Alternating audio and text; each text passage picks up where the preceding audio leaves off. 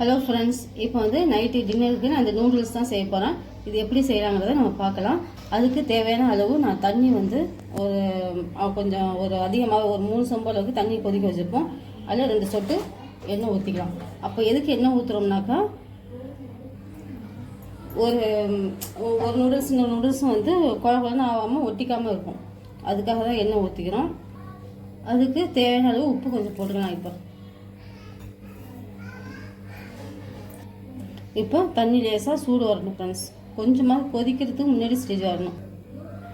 இப்போ வந்து தண்ணி அந்த பபிள்ஸ் வர ஆரம்பிச்சிட்டு பார்த்தீங்களா. இப்போ நம்ம நூடுல்ஸ் எடுத்து போட்டுக்கலாம்.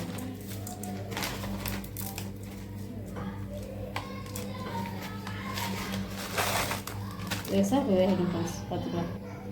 இப்போ நூடுல்ஸ் போட்டாச்சு. அதை வந்து கொஞ்சம் நம்ம டிஸ்டர்ப் பண்ணாமல் அப்படியே இருக்கும். அதுபடி வேகட்டும் கொஞ்சம். இப்போ பாருங்கள், நல்லா கொதிச்சிருச்சு. இப்போ இது வந்து எப்படி வெந்துருச்சு அப்படின்னு பார்த்தோம்னா,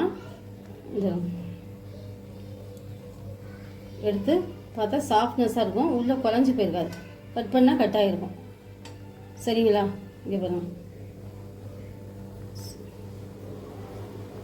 இந்த ஸ்டேஜில் நம்ம ஆஃப் பண்ணிக்கலாம். இப்போ நான் அடுப்பு ஆஃப் பண்ணிட்டேன். இது வந்து வெந்ததும் நம்ம வந்து தண்ணியை வடிகட்டிட்டு அந்த நூடுல்ஸ் வந்து நம்ம பச்சை தண்ணியில் போட்டு எடுத்துக்கலாம். இப்போ பார்த்தீங்கன்னா நல்லா வடிகட்டிட்டு இங்கே பாருங்கள் ஃப்ரெண்ட்ஸ், தண்ணியை பச்சை தண்ணியில் போட்டு நான் எடுத்து வச்சுருக்கேன். ஒன்றோட ஒன்று ஒட்டில் பாருங்கள், குழம்பு இருக்கா. இப்படி நம்ம எடுத்து வச்சுக்கலாம். இப்போ நம்ம ஒரு பெரிய கடாயை வச்சு அதை எண்ணெய் ஊற்றிக்கலாம்.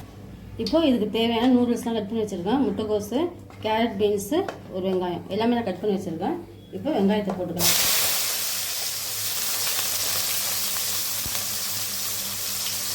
வெங்காயம் போட்டு நல்லா வதங்கணும். இப்போ நம்ம அடுப்பு வந்து ஃபுல் ஃபயரில் தான் வச்சுருக்கணும். ஃபுல்லாக இருக்கணும் அடுப்பு.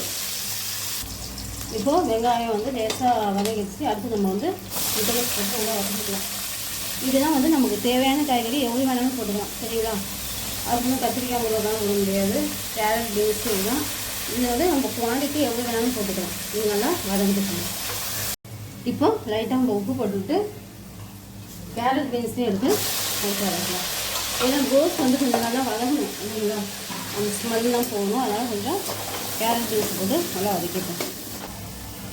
இப்போ இது தேவையான காரம், இப்போ தனி மிளகாத்தூள் நான் ஒரு 1/2 ஸ்பூன் இருக்கும், அதை போட்டுக்கிறேன் நான். இப்போ இது தேவையான கொஞ்சமாக டொமேட்டோ சோயா சாஸ் கொஞ்சமாக ஊற்றிக்கலாம். தேவையான கொஞ்சோண்டு டொமேட்டோ கெச்சப் கொஞ்சமாக ஊற்றிக்கலாம். எல்லாத்தையும் சேர்த்து நம்ம மிக்ஸ் பண்ணலாம்.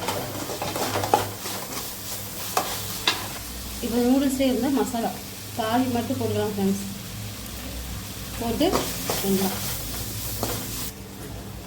இப்போ நம்ம வந்து குழம்பு அந்த நூடுல்ஸை போட்டுக்கலாம் எல்லாத்தையும். இப்போ போட்டு நல்லா எல்லா மசாலாவும் கோட்டிங் வர மாதிரி பண்ணிக்கலாம். அதுக்காக நம்ம வந்து பெரிய கடை வைக்க சொல்லலாம். ஓகேங்களா? அவ்வளோதான் ஃப்ரெண்ட்ஸ். இப்போ வந்து வெஜ்ஜு நூடுல்ஸ்னால் ஓகே, இதோட நம்ம ஸ்டாப் பண்ணிக்கலாம். ஓகேங்களா? இப்போ வந்து நான் வந்து பசங்களுக்கு 2 எக்கு வந்து உடச்சி இதை போய் திரி வச்சுருக்கேன். இதை வந்து எக்கை வந்து வேணால் போட்டுக்கலாம். நீங்கள் எக்கு வேணுன்னா போட்டுக்கோங்க, இல்லைன்னா ஸ்கிப் பண்ணிக்கோங்க, அதோட எடுத்துக்கலாம்.